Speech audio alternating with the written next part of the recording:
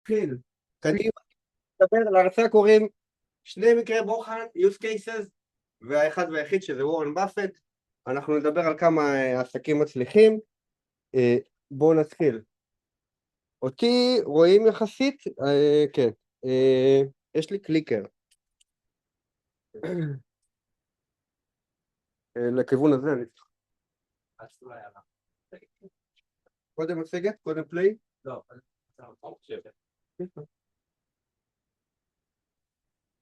אוקיי.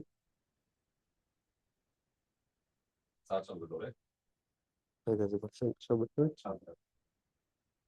אוקיי, מקווה שזה יעבוד. זה לא עובד, אבל בסדר, אני יודע גם לעשות בלי זה. כן? אולי זה עובד לאט. לא, זה עובד לאט. אוקיי. טוב, זאת האג'נדה שלנו להיום. נדבר על המקרה הבוחן הראשון, השני, על וורן באפט, על השלישי, ונסכם. שמתי פה שתי תמונות. שמתי פה תמונה של קרמבו, כי זה הדמות מהסרט. סבתא חיה. מבצע סבתא, שיש לו ציטוט שהוא הולך ככה משהו בסגנון נתחיל הכי מהר ולאט לאט נעלה, וככה זה גם במקרה בוחן, אתם תראו כאילו שהם פשוט ממש ממש חזקים. והשקופית הזאת בכלל הייתה צריכה להיות בעייד, אז אני חושב שיש לנו איזושהי בעיה לאור, אבל רגע, אוקיי, סבבה. טוב, לא, היא באמת צריכה להיות, כי אני אחשוף לכם גם את ההידן אג'נדה שלי, מה אני רוצה שאתם תצאו. אוקיי. בעצם מי פה מחזיק מניות באופן ישיר, לא מדדי, ממש וקנה חברה מסוימת, זה ממש תרימו ידיים, יופי, אחלה, אז אתם מכירים את הכפתורים האלה? יש הרבה שקנו, וחלק שלא, וזה טוב, כי אני אדבר לשני סוגי הקהלים האלה. מה שאני רוצה שתיקחו הלאה, זה בעצם עוד כלים ומחשבות, שיהיה לכם בפעמים הבאות לפני שאתם הולכים ללחוץ על ה-buy button, ולפני שאתם הולכים ללחוץ על ה-sell button, גם למי שלא משקיע כרגע, אז בעתיד אולי תגיעו להשקיע, ואז תזכרו במחשבות האלה, גם יש לכם פה פתקאות קטנות שעוד נדבר עליהן, וגם מי שהחיים שלו לא הולך לקנות מניות, אז זה חשוב שהוא ידע שמתישהו שהוא יבחר מישהו שיעשה את זה, או שהבן זוג שלו, בת זוג שלו עושים את זה, אז גם כן, איזה שהן מחשבות ושאלות שצריך לשאול ולדעת לענות עליהן. זה גם מעניין, זה גם מעניין. אני הולך לדבר ממש על כמה מקרי בוחן, אני אשווה תמיד למדד, וזה גם חשוב לדעת באמת איך חברות מתנהגות לעומת מדדים מסוימים.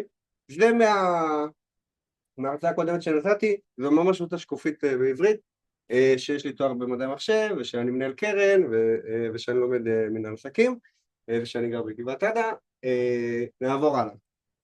טוב, יאללה, מקרה ראשון. אני צריך גם לשים לב לזמנים, 30 שקופיות, שעה, אנחנו נהיה בסדר. טוב, מקרה ראשון, זה הציטוט, never sell a great business because it's not expensive. מושג שקוראים לו ניפטי 50, מישהו שמע עליו? אגב, זה דיברת על מישהו מדד. אוקיי. אז זה מושג משנות ה-70, סוף ה-60, תחילת ה-70. איזה טיסה. וואו. טוב, נעשה מלא בקים. אין בעיה. טוב, אוקיי, אז 50 מניות בסוף ה-60 שנות ה-70, מי שזוכר מרצאה קודמת, הוא היה את ה-S&P עדיין, S&P 500, אז אני יודעת שקראו לו, הוא לא היה באמת אמיתי, קראו לו ניפטי 50, אני אתחל קליק אחד,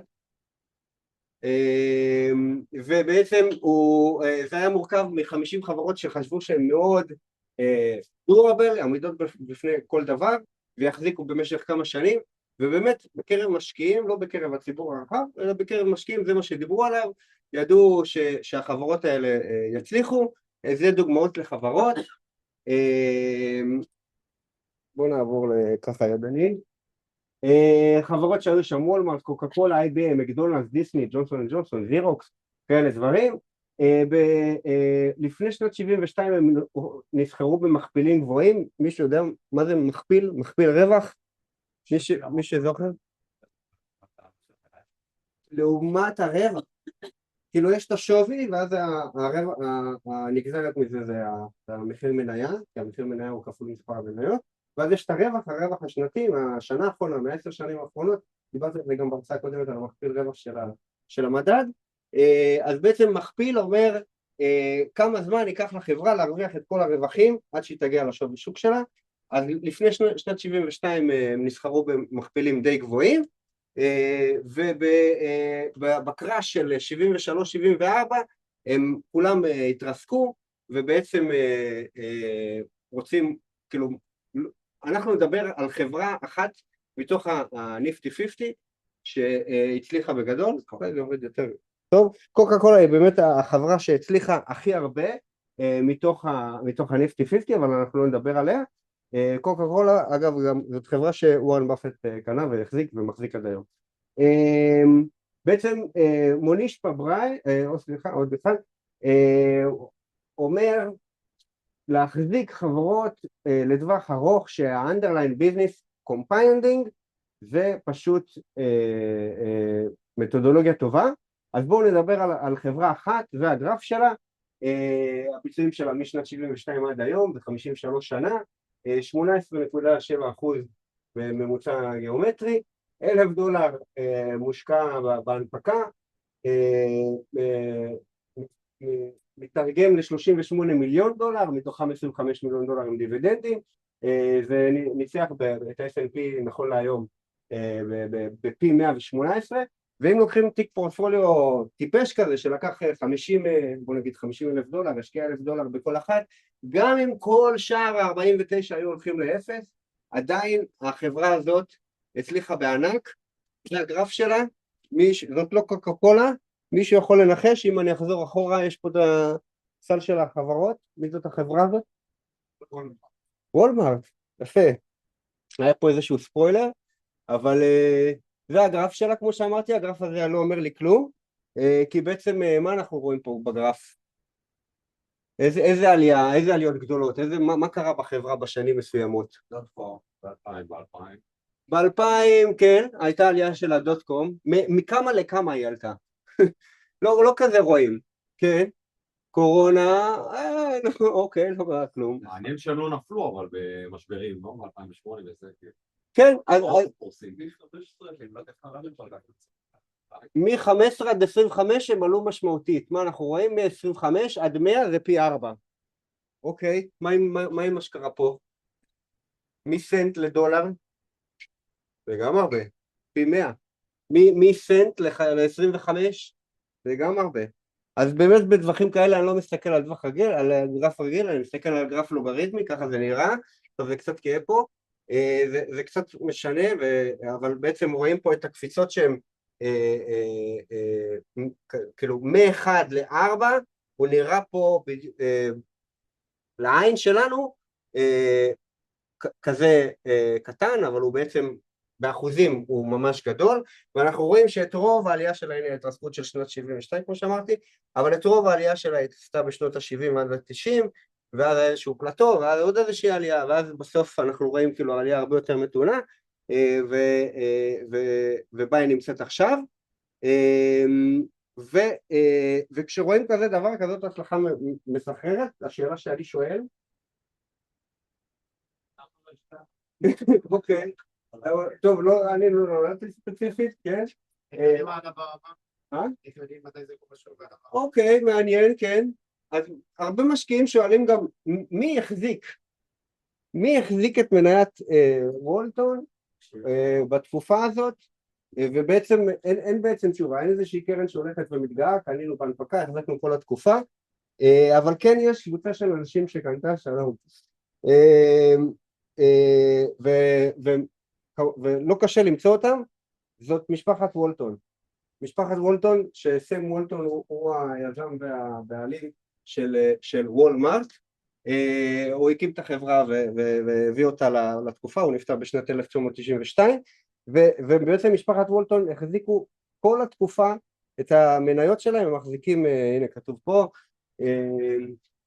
לפני 53 שנה הם מחזיקים, לפני 33 סם וולטון נפטר, היום הם מחזיקים 46, זה אפילו התחיל בקצת פחות, אבל זה אבל הם לא יושבים היום בבורד, אף אחד לא עובד בוולמארט, ויש לי עוד פה איזושהי נקודה, רגע, דקה, אוי נו, טוב, נסתדר עם זה. מה הנקודה האחרונה? אוקיי, כן, אז, יש שירה בעולם. כן, בדיוק, בזכות זה שהם החזיקו כל הזמן הזה, אז הם המשפחה הכי עשירה בארצות הברית, כן, גם בעולם, זהו, בדיוק, אז בעצם כשהוא נפטר, אז הוא הריש את ההון לאשתו וארבעת ילדיהם, בינתיים גם אשתו נפטר ואחד מהילדים, אז בעצם נשארו 3 אנשים, גם אח שלו שמאוד עזר להקים את וולטון, גם הוא קיבל חלק מהירושה, כל אחד קיבל סדר גודל של 80 מיליארד דולר, מי שנפטר כבר הוריש את זה לפילנתרופיה, תרם את זה לצדקה, ובעצם כרגע הם מחזיקים ב-224 מיליארד דולר, מה שהופך אותם באופן כללי למשפחה הכי עשירה בעולם, יותר מג'ף בזוס, אילון מאסק ווורן באפט. אז הכנתי לכם כאלה גלויות שסם וולטון כתב לכם, ועוד וורן באפט ועוד זה, אז מי שלא קיבל, אתם תקבלו סם וולטון, אתם יכולים לקרוא לנו אחד. אתה רוצה לקרוא את מה שקיבלת?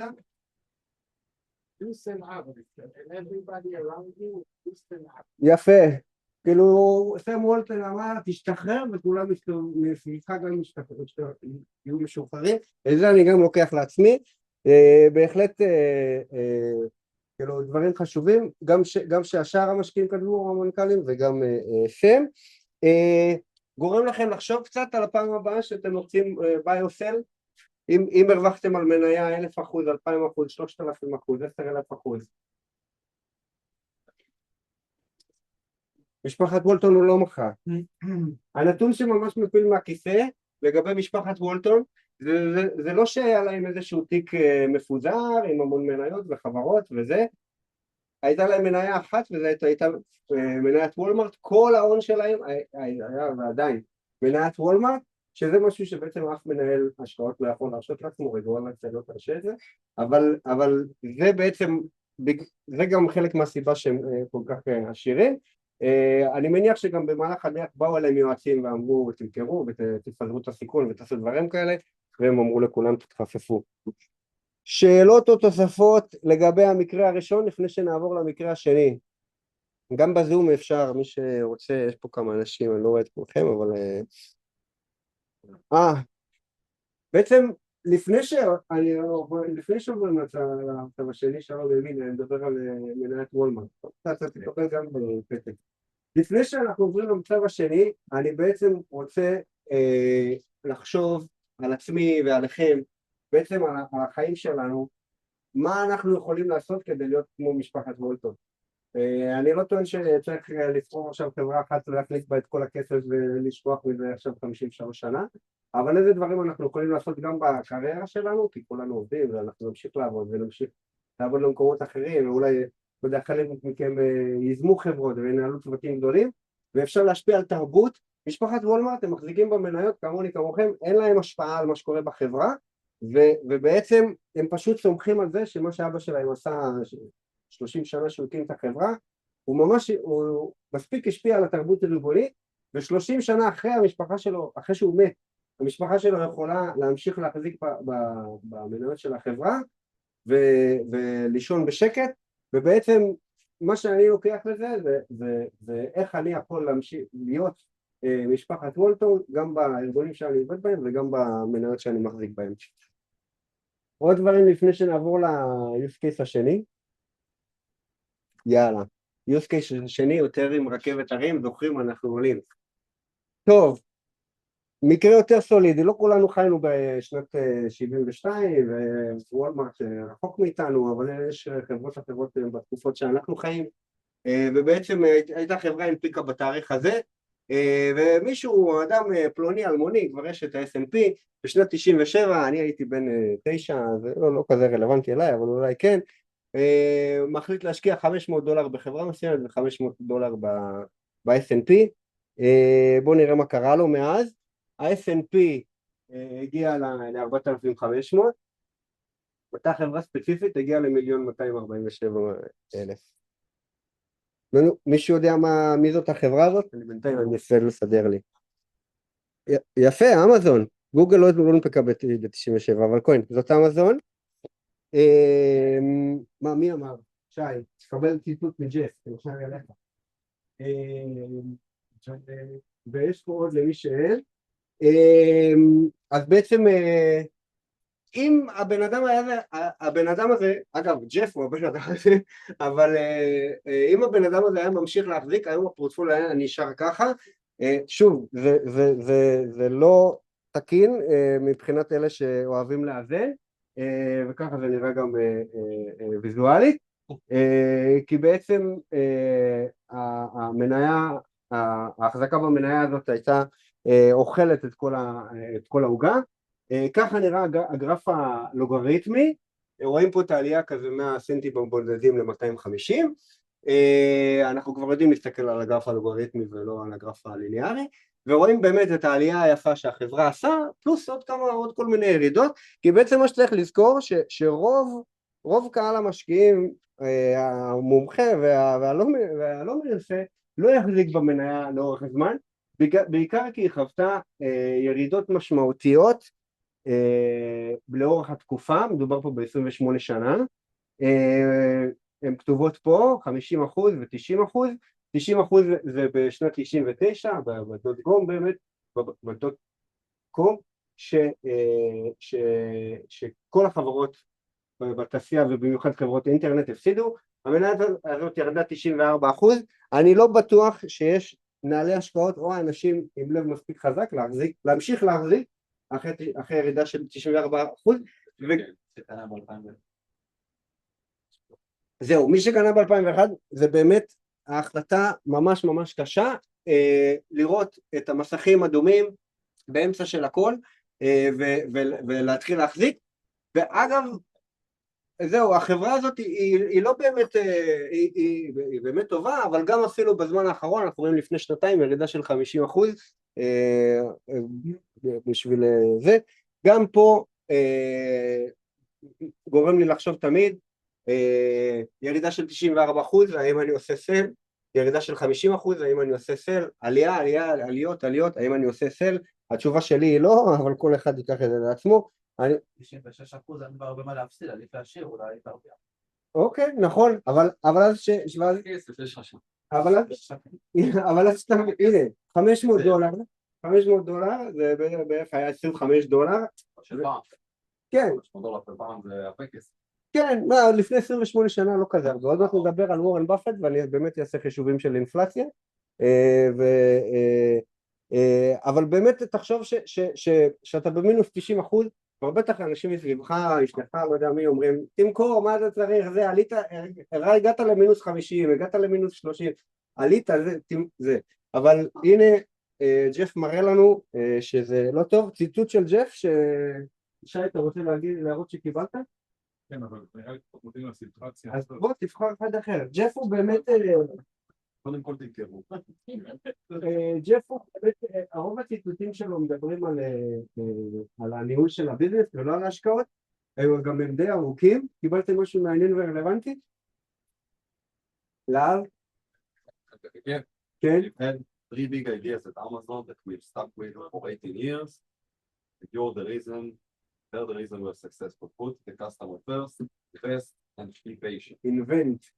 Invest and invent. 3 רעיונות שבעצם 18 שנים, נכון. 3 רעיונות. רגע, מה הראשון? השני זה invent, השלישי זה be patient. ותעמי לו פמילי. לא, זה, delight the customer. אוקיי, זה ג'ף. use case הרבה יותר קצר, אנחנו נעבור לדבר על וורן באפט, שאלות או תוספות על אמזון וג'ף בסוס לפני שאני עובר לדבר על וורן באפט, שזה רוב ההרצאה. אני רציתי לדבר הרבה על וורן באפט,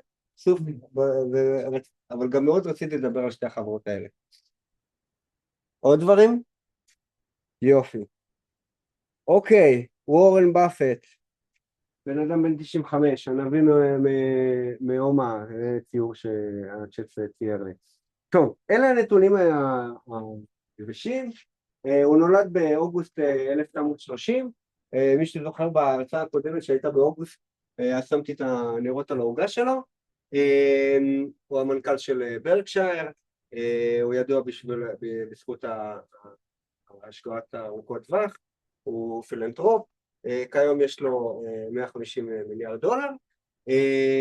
ביל גייטס, שהוא חבר שלו גם, הוא אמר שהוא פשוט רואה דברים שאחרים מחמיצים. אז בואו שניה נדבר עליו ממש, על השנים הראשונות שהוא התחיל בתור ילד ובתור נער. יש פה ציטוט של חבר שלו שקוראים לו דון דנלי, שהוא גם בן אדם מפליא בפני עצמו, עוד מעט נדבר עליו כי הם עשו דברים ביחד. בגיל 7 הוא שאל ספר מהספרייה 1,000 ways to make $1,000, וזה המכפלה של זה $1,000,000, ומאז בעצם גם הוא וגם המשפחה שלו אומרים שזה הצית איזשהו ניצוץ שמאז לא קבע, שהוא פשוט התעסק כל הזמן שלו בתור ילד ונער באיך לעשות כסף, במתמטיקה, בפיננסים, ולא הרפא מזה, ובעיקר התעסק בריבית לריבית, בריבית דריבית. הוא חילק עיתונים ומכר בקבוקי קולה, הוא בעצם עבד בכל העבודות שילדים יכולים לעבוד בהם, העיקר בשביל להרוויח כסף ולחסוך כסף, והכל היה במגרש שלו. ברייסטראק, בהורס רייסטראק של אומה נברסקה, קוראים להורס רייסטראק אבסרגן, שזה נברסקה ספל בקוורד. אז בהורס טראק הוא היה הולך לשם בתור ילד, ובסוף מרוץ הוא היה אוסף מהרצפה את כל הסטאבים, את כל הכרטיסים של ההימורים, והיה לוקח אותם הביתה ומנסה לחפש איזה כרטיס ניצח, אבל זרקו אותו, והוא היה עובר על אלפים של כאלה בכל שבוע, ואז הוא היה הולך עם דודה שלו, שהיא הייתה בגיל שהיה מותר לאסוף את הכסף, הוא היה מתחלק איתה בכסף, וזה בעצם האישיות, כי בעצם אנחנו נראה את זה בעתיד, שהוא עובר על אלפי חברות, אלפי דוחות פיננסיים, אלפי מכתבים, ומחפש את היעלום הזה שיצליח, יניב לו השקעה מוצלחת. הוא מכר כדורי גולף ומשומשים, שהוא פשוט אסף אותם מחוץ למגרש גולף, ואז הוא היה מוכר אותם בחזרה. הוא עבד במכולת של סבא שלו, שזה יחסית מפתיע, שגם צ'רלי מנגר, שהוא גם גדל באומה נברסקה, אז גם הוא עבד במכולת של וורן באפט, ובגיל 17 הוא פתח איזשהו עסק יחד עם דון דנלי.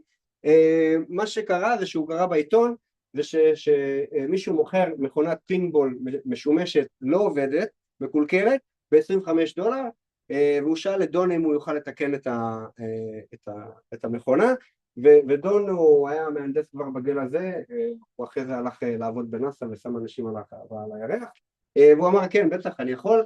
אז הם הלכו ואספו את המכונה הזאת מהצד השני של העיר, ולקחו את זה בטרם ובאוטובוס וגלגלו את זה ברחוב ותיקנו אותה, ואז הם הגיעו אותה למספרה, ובמספרה הם לא רצו להגיד שזה הם רוצים לשים את המכונת פינבול אצלם, אז הם המציאו חברה שהם קראו לה מיסטר ווילסון קון-אופרייטד משין קמפני, והם אמרו לספר שלום, מיסטר ווילסון שלח אותנו, אנחנו רוצים לשים, הוא רוצה לשים אצלך את הפינבול משין, אנחנו נעבוד, העסקה תעבוד ככה, שעוד שבועיים אנחנו נפתח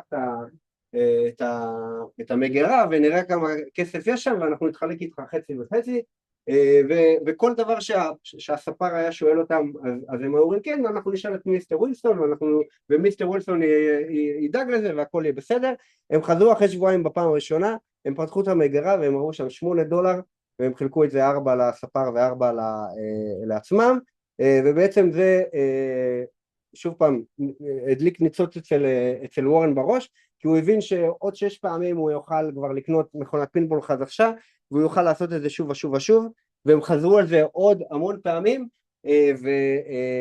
והם בעצם גם בסוף מכרו את העסק הזה של הפינבול בכמה אלפי דולרים לחייל שחזר ממלחמה באותה תקופה. בעצם עד שהוא סיים את הקולג' הוא חסך כבר כמעט $10,000, שזה מותאם לאינפלציה, מעל $100,000 היום. מישהו יכול לדמיין איזשהו סטודנט מסיים את האוניברסיטה או את המכללה ויש לו $300,000, זה באמת די נדיר. הנקודה הזאת בפני עצמה, שכתבתי אותה, היא הזכירה לי ממש משקיע אחר, אז אנחנו שנייה נפתח סוגריים, נדבר על משקיע אחר, ואז נדבר על וורן באפט. זה ממש סלייד אחד, על משקיע בשם לי לו. לי לו, מישהו מכיר את לי לו? לא, לי איך קוראים לו, יש לו שם אחר. ג'ק מה? אז לילו הוא נולד ב-66, זה 36 שנה אחרי וורן באפט. הוא בעצם הבריח אותו, הוא נעצר במהומות טיאנמן סקוואר בסין והבריחו אותו לארצות הברית. הוא הגיע לארצות הברית בלי שיודע אנגלית ובלי שיש לו כסף. הוא נרשם לאוניברסיטה והוא קיבל מלגה, הוא התקבל וקיבל מלגה, הוא השלים 3 תארים במקביל, אין דברים כאלה כבר באותה תקופה, בלי לדעת אנגלית, בכלכלה, במשפטים ו-MBA, והוא כל שנה קיבל את הכסף של המלגה, משהו כמו 30 או 20 אלף דולר, ובמקום לא לעשות כלום עם הכסף, הוא קיבל את הכסף בתחילת השנה, והוא היה צריך להשתמש בכסף לבגדים ולאוכל ודברים כאלה, לאורך השנה.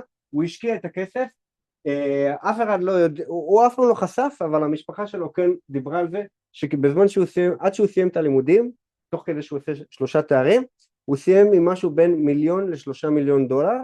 אחרי זה הוא הלך והוא הקים קרן השקעות, ומאוד מצליח. הוא גם משקיע בשיטה של וורן באפט. צ'רלי מנגר הכיר אותו הרבה שנים, והוא בעצם כתב עליו ואמר עליו, The only person I will ever trust to manage my money, והוא באמת נותן לו הרבה כסף לנהל, ולי לא הצליח בשבילו בענק, הביא אותו למכפלות של כפול 40 ו-80, ואני כבר לא זוכר כמה. אז לילו הוא גם כן איזשהו כוכב עולה, אפשר להגיד, שבאמת נדיר. למי יש ציטוטים של לילו? אוקיי, אתה יכול לקרוא אותו? אני אנצל את זה שנייה. Investing is about intellectual honesty. You want to know what you know, you want to know mostly what you don't. נכון? אחלה, investing, אוקיי, אנחנו רוצים לדעת את מה שאנחנו יודעים ובעיקר את מה שאנחנו לא יודעים. יש מושג שקוראים לו Circle of Competence, עוד מעט אנחנו נדבר עליו בנקודות של באפט. אוקיי, חוזרים לוורן באפט. וורן באפט סיים את הקולג' ורצה ללמוד תואר שני, הוא שמע על מרצה באוניברסיטת קולומביה, מרצה שקוראים לו בנג'מין גרם. זה מסתיר, אבל בסדר, הוא מעיף פה מטבע. הוא מעיף מטבע כי בעצם יש איזשהו ציטוט שלו, אבל שקשור אליו, שהציטוט אומר, אם אני מטיל מטבע, אני רוצה סיכויים של heads I win, tails I don't lose much. ובעצם בנג'מין גרם הוא משקיע בריטי יהודי, שהגיע לארצות הברית, לימד באוניברסיטת קולומביה, הוא לימד באוניברסיטה קורס ב-MBA שקוראים לו Security Analysis, ניתוח ניירות ערך.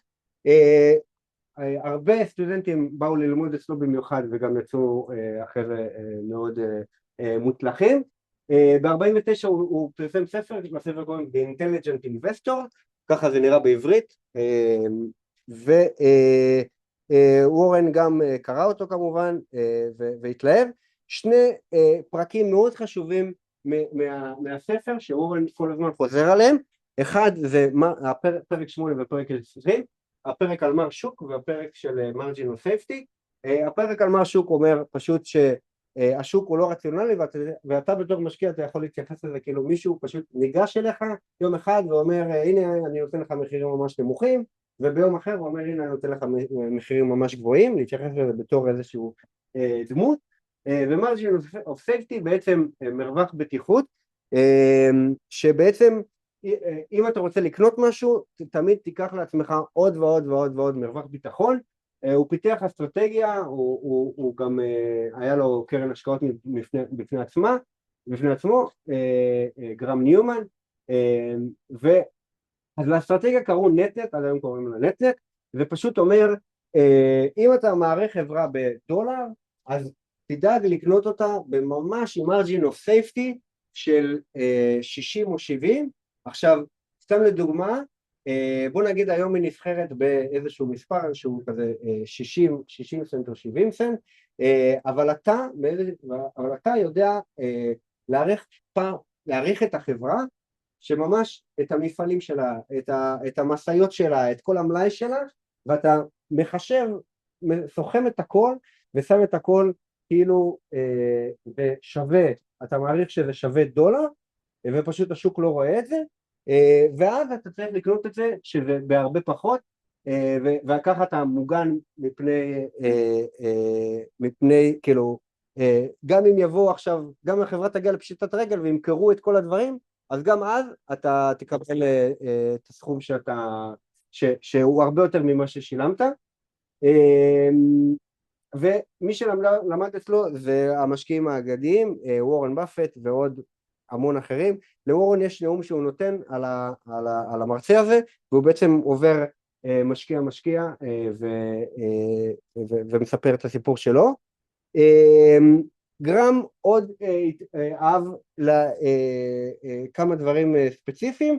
אחד, הוא השקיע בחברה שקוראים לה גייקו זה ראשי תיבות של Government Employee Insurance Company, בעצם חברת ביטוח רכב, ביטוח דירה, ביטוח דברים כאלה, בארצות הברית בשנות ה-40 ו-50 ממש בהקמה של הכל, בקושי היו רכבים, וזה היה בדיוק בפיק מתי שרכבים התחילו לצאת לשוק הפרטי, ובעצם רוב העבודה שלו, גם הספר שלפני המשקיע הנבון זה היה Security Analysis, היה באמת לקרוא את הדוחות, לנתח אותם ולעבוד לפי זה, והוא בעצם, הוא נחשב אבי תורת ההשקעות הערך, ובעצם גם אחד הדרכים שהוא יישם את זה, זה בעצם שאם יש לך value based hedge fund, insurance driven investment model, אם יש לך מודל של ביטוח שכל הזמן מזרים כסף ויש לך הר של float שאפשר בעצם להשקיע אותו, אז אותו אפשר להשקיע ולהרוויח, ואז אם פודים כסף מהחברות ביטוח, אז זה מודל שהוא בעצם התחיל אותו. חוזרים לבאפט, יאללה, ניקח לפני שאלות? אחלה. טוב, כן. לגבי מה שהאדון הזה אמר, לגבי בן גרם. לקנות מניה, אתה יודע שהחברה נמצאת מתחת לשווי האמיתי שלה. אתה חושב, כן. אני מסתכל על השוק של היום, נכון. מסתכל על שוק היה, מסתכל על שוק אין כזאת חברה. נכון. ההפך הוא הגמור. נכון. צ'רלי מנגר אמר, לכאורה כאילו אין לנו מה להשקיע. כרגע בארצות הברית אתה צודק. כן. בישראל אולי, באירופה אולי, במזרח אולי, ביפן אולי. רגע, זאת אומרת שזה undervalued, ויכול להיות שהפאי שזה יכול להגיע עוד יותר. לא, הוא אמר, הנכסים הפיזיים. פיזיים. זה גם, מה אתה מעריך אותו בתור שווי החברה? יפה, זהו. בן גרם היה אומר נכסים פיזיים גדול. אבל בוא נאמר שעברו 50 שנה מאז, והיום אנחנו בעידן של סייבר, המשמעות של הנכסים פיזיים כנראה נמוכה, אבל עדיין, אתה מסתכל על הניפוח של הבועה היום, שזה מפחיד, וכאילו אומרים, ישנו איזשהו שוק מחזורי שכל 20 שנה תיקון משמעותי, האחרון היה ב-2008, שלפנינו תיקון גדול, כולם מדברים על זה. והלוואי בקרה. וזה מלחיץ מאוד. גם נוכח הניפוח שאתה רואה, כולל ה-AI, מדברים על התפוצצות בועת ה-AI. אבל אז נגיע למצב הזה. אז נגיע למצב שהחברות ירדו. אתה מחפש את האמזון כבר 94%. כן. אחלה. בואו נתקדם להציר זמנים של וורן. מה שבן גרם אמר זה תקנה חברות הוגנות, אבל המחיר חייב להיות נהדר. תתפקס על המחיר. אז וורן הוא עבד אצל גרם בתור אנליסט, ואז הוא החליט להקים קרן משל עצמו, קרא לזה באפט אסוסייטס, היה מושקע בזה $105,000 ו100 היו של באפט, והוא השקיע בסגנון נט, פשוט הלך וקנה. אגב, האסטרטגיה הרשמית של בן גרם אומרת, תחכה, אחרי שקנית תחכה 2 או שהרווחת 50%. אלה החוקים, יש אנשים שעושים את זה גם היום, בעצם כמה שנים אחר כך כבר הקרן הזאת, השווי שלה היה כבר, החלק שלו היה $1,000,000, שזה בערך $10,000,000 היום, וכל השווי היה $7.2 מיליון, הוא פשוט הוסיף כסף כל הזמן לקרן. ב-59 הוא הכיר את צ'רלי מנגר. צ'רלי מנגר שינה את החיים של וורן באפט, עוד מעט נראה איך. הוא בעצם אמר לו משהו מאוד מאוד מאוד מאוד מאוד חשוב, הוא אמר לו תקח את זה ותהפוך, וצ'רלי באמת היה אוהב להפוך דברים, הוא היה אומר תקנה את החברות הנהדרות במחיר שהוא מספיק הוגן, אתה לא צריך עכשיו לחפש את זה שהוא בדיוק מתחת וזה, גם המכפילים של ה-6, 9, 10 גם הם בסדר, אבל בעיקר שאתה יודע שעשית אנליזה ואתה יודע שהחברות האלה הם forever and ever, לא עכשיו שנתיים כמו שבן גרם אמר, אלא ממש לאורך זמן ארוך הן טובות. אז זה מה שהוא אמר לו, ובשנות 62 וורן התחיל לקנות את ברקשייר, בעצם כמה שנים אחרי זה הוא כבר סגר את ההשקעה הזאת ועבר לנהל את ברקשייר. בואו נדבר על צ'רלי מנגר, בן אדם שבאמת הייתי שמח להעביר עליו הרבה הרבה הרבה יותר, פשוט יש הרבה יותר דאטה על וורן, ווורן הוא די בפרונט וצ'רלי הוא די מאחורה, הוא כבר נפטר. הוא נולד ב-24 באומה, ההכשרה שלו זה עורך דין והוא התמחה בנדל"ן, הוא הצטרף לברקשייר ב-78, הוא תמיד חפר על לקנות בעסקים נהדרים במחירים מספיק טובים, ובעצם הוא ובאפט היו שותפים בלתי ניתנים להפרדה אחרי שהם הכירו. אחד הציטוטים הכי מוכרים שלו זה invert always invert, כי בעצם הוא כל הזמן אמר, כמו שראיתם עם זה, כל הזמן כשהוא הסתכל על רעיונות השקעה או על כל דבר בחיים, הוא תמיד דאג גם להסתכל על זה מהצד השני,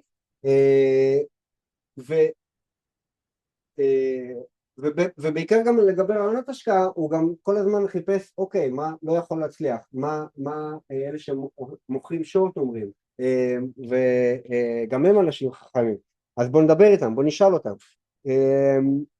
ובשנת 2023 בנובמבר הוא נפטר, והוא השאיר אחריו את כל המורשת שלו ואת ההשפעה שלו על וורן. חלק מכם קיבלתם פתקים של צ'רלי, מישהו רוצה להקריא? כי באמת צ'רלי היה לו כל מיני פנינים ממש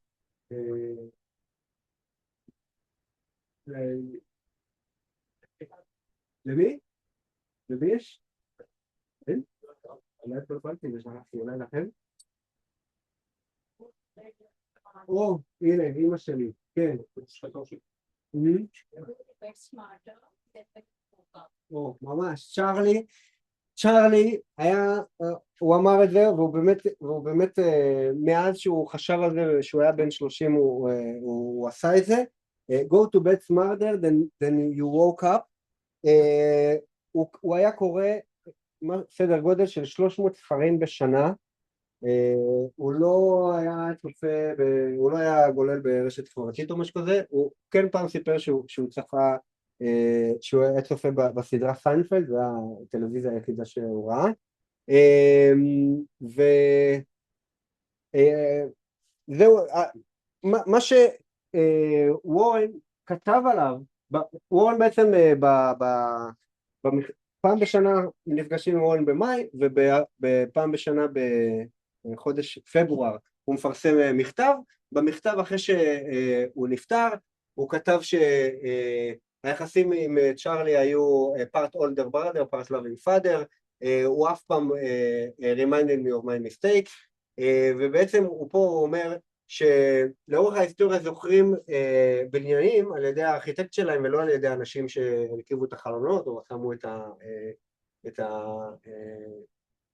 את הבטון, אלא זוכרים אותם לפי הארכיטקט. והוא אומר בברקשייר צ'רלי הוא היה הארכיטקט והוא תמיד צריך להיזכר בתור הדבר הזה, אני הייתי רק הקונסטרקצ'ר קרו. הוא אמר את זה והוא כתב את זה ואז הוא אמר את זה והוא חזר על זה כמה פעמים, ובאמת מי שמסתכל על ברקשייר מקרוב יכול להבין את זה יותר. כי בעצם אני רוצה לתאר את הפעם הראשונה בשנת 72, עוד מעט זה יופיע, שוורן החליט לקנות השקעה בסגנון צ'ארלי. הם החליטו לקנות חברה בשם סיז קנדי, חברה בקליפורניה, עובדת רק בקליפורניה או בווסט קוסט, ומוכרת שוקולדים, חנויות, נכנסים, קונים שוקולדים. Family owned משנת 1921, אז הם קנו אותה תמורת $25 מיליון. וורן חוזר על זה שרגע לפני החתימה המשפחה ביקשה את הכסף בצורה קצת אחרת, והוא כמעט לא חתם, אבל הוא מודה שזה באמת היה טעות, צ'ארלי הוא זה ששכנע אותו לקנות. היא נסחרה במכפיל 6, הרוויחה $4 מיליון בשנה, וצ'ארלי פשוט אמר לו, תקשיב, זו חברה טובה ואנחנו נחזיק אותה לעד, ובעצם יש לה חפיר ממש חזק. מאז ועד היום היא ייצרה 2 מיליארד רווח בשביל ברקשייר. ברקשייר בעצם קנו את כללותה, כל הרווחים של החברה עברו מיד עליהם, והכסף הזה בעצם סיפק מנוע בשביל לקנות עוד חברות ועוד חברות, כמו לדוגמה אחר כך בעתיד את קוקה קולה ואפילו את אפל. אז ובעצם וורן גם אומר שאנחנו הרווחנו מאותה חברה יותר מכל חברה אחרת שרכשנו, ובעצם מאותו זמן כבר באפט התחיל להבין, עדיף לי לעבור לאסטרטגיה הזאת שצ'ארלי מדבר איתי עליה, מאשר שבן גרם לימד אותי. לפעמים בספרות קצת קוראים לזה באפט 1.0 ו-2.0, אבל בעצם אחרי זה כל הרכישות שברקשייר עשתה, שבאפט בתוך ברקשייר עשו, כמו קוקה קולה ואפל, היו בסגנון ההשקעה הזאת. אנחנו בעצם קרובים לסוף, אז אני אסכם על ברקשייר ועל אפל, ובסוף גם אני אשיק איזושהי תחרות. אוקיי, אז בעצם מה הביצועים של ברקשייר משנת 65 עד היום? הגרף הזה הוא רק מ-85, אז זה לא רלוונטי, כאילו הוא רלוונטי, אבל הוא לא כזה מייצג, זה הגרף הלוגריתמי. יש פה סקייל של מ-5,000 עד $7,063,000, זה המחיר של מניה בודדת אחת של ברקשייר קלאס A. יש גם לברקשייר קלאס B במחיר יותר אפורדבל, אבל ככה באפט אוהב להשאיר את זה, שיש איזשהו קלאס שהוא נשאר forever and ever. אז משנת 65, וזה עוד אחרי שבאפט סיים את הפרטנרשיפ שלו של 9 שנים, שהוא גם הצליח שם באחוזים מטורפים, אז ברקשייר הצליחה באזור ה-19-20% בשנה, $500 בשנת 65 שווים $18 מיליון היום, וזה לעומת $150,000 ב-S&P, ובעצם כל הזמן, לאורך כל התקופות שמדברים על חברה שהצליחה בענק לאורך תקופה מאוד מאוד ארוכה, ברקשייר תמיד מופיעה שם. זה הכל וורן באפט, חוגג 95. ציטוטים של וורן באפט שיש אצל אחדים מכם, תקחו את זה איתכם, שימו את זה לנו במחשב, פעם הבאה שאתם לוחצים על כפתור הבא, או כפתור הסל, תקראו את תגידו, האם וורן אני לא עושה ככה? למי יש ציטוט של וורן? אף אחד? כן. Sustainability. Stability. The key to success is emotional stability. אוקיי, אחלה. וורן. אוקיי, נסכם בעצם למה בעצם כל קהילת המשקיעים תופסים מוורן, קצת מקלים בו. כמו שאני רואה את זה, יש 4 כוכבים שהתיישרו, שנורא קשה לאשר אותם. אחד זה 20% בשנה, ואפילו בתקופה, אם אני לוקח אתכם ל9 שנים הזה, זה היה 26, אבל לא משנה, בואו נעגל. 20% בשנה למשך תקופה כל כך ארוכה, אין משקיעים כאלה, יש משקיעים שמצליחים קצת יותר, אבל לא לאורך תקופה כל כך ארוכה כמו שהוא עשה. הרבה משקיעים אפילו שמצליחים להגיע לזה, או אפילו קצת יותר כמו שאמרתי, הם מפסיקים, כי הם פשוט אומרים, אנחנו נעצור, אנחנו הגענו לאורך שאנחנו רוצים להשקיע זמן עכשיו בדברים אחרים, והוא לא עצר, הוא בעצם לא עצר במשך 60 שנה, כי אנחנו מדברים משנת 65 עד היום, הוא בן 95, הוא התחיל את ברקשייר בגיל 35, ובעצם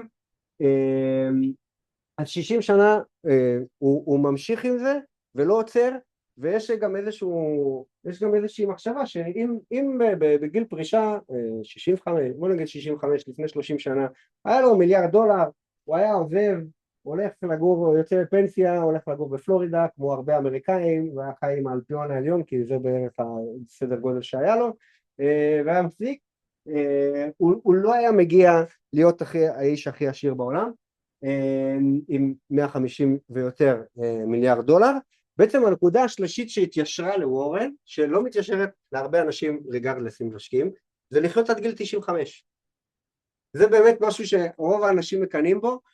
אגב, האורח חיים שלו, הוא לא חי איזשהו אורח חיים בריא במיוחד, הוא לא עושה ספורט והוא אוכל ממש מלא ג'אנק, והוא גם עובד כל היום מסביב לשעון, גם ביום שבת.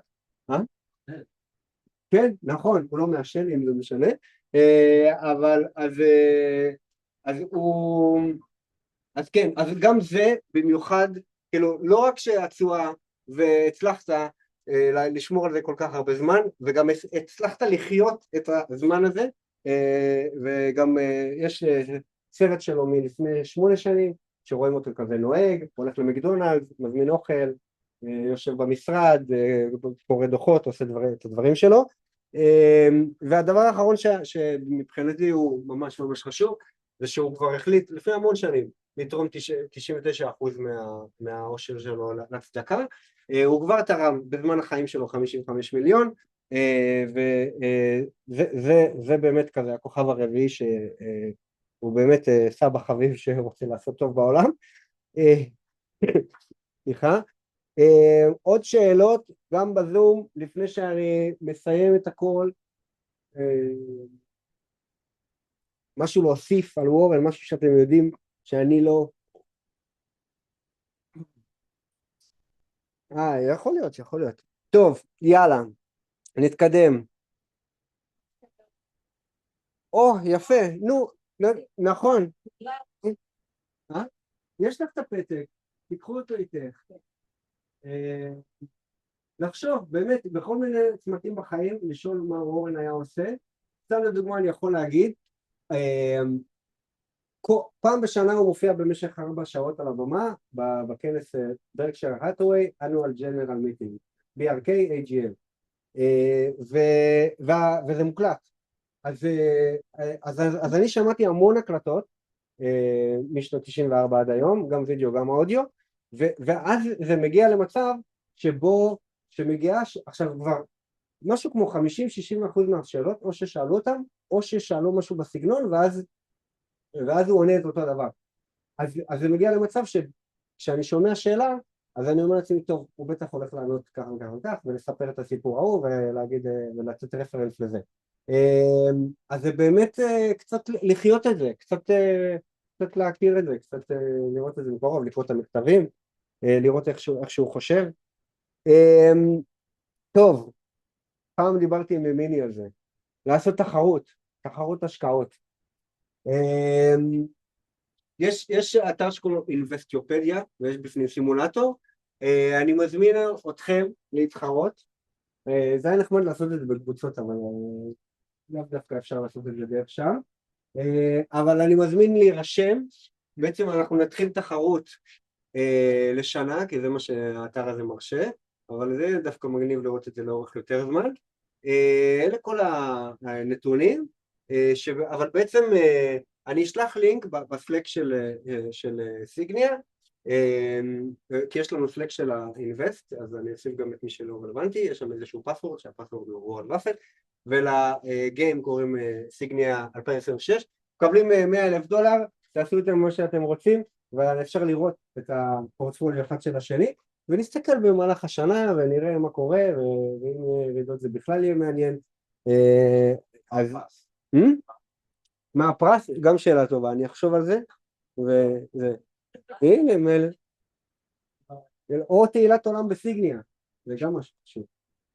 אז פה נסיים, יצא שזה היה שעה בדיוק, אז נסיים ואני אגיד לכם תודה רבה.